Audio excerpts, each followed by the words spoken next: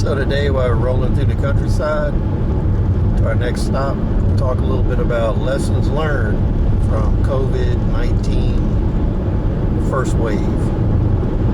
So what we should be doing right now is thinking about things we learned, things we want to change, and how we can improve our situation for the second wave of COVID-19. So I think a lot of people realize that a lot of things that they needed, you could get them at small mom and pop shops, rural dollar stores, rural supermarkets. When I was driving around earlier at the beginning of the first wave, I found while I was working and moving between sites, I could stop at dollar stores, Family Dollars, and mom and pop shops that were roughly halfway in between population centers, and they had all the things in stock that 200 or 300 people were waiting in line at Sam's, Costco to get. So what you may want to do is, if you hadn't found some of those locations, you may want to go check them out, make you a list of places you can get supplies other than the places you normally go, because people will continue going to places for some reason that they've always been to, even when they know the likelihood of getting materials there is pretty small.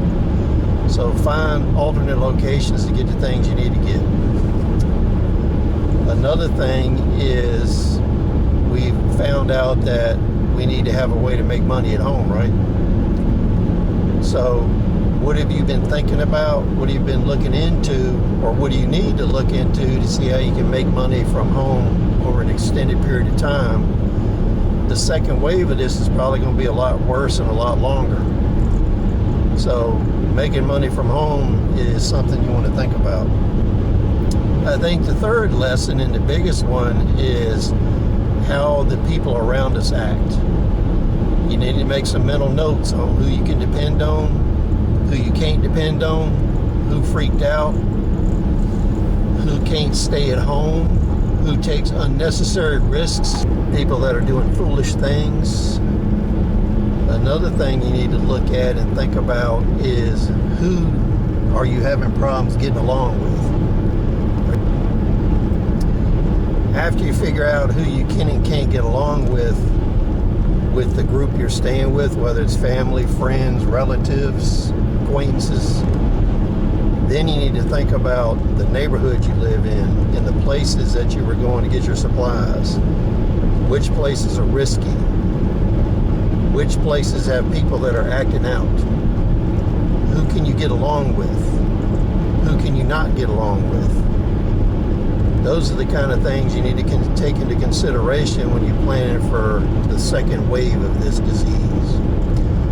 So that's 3 things that you can work on now that'll make your life easier in the future. Thanks for joining us. Please rate, subscribe, give us a little feedback in the comment section. If you have other things you want to discuss, let us know.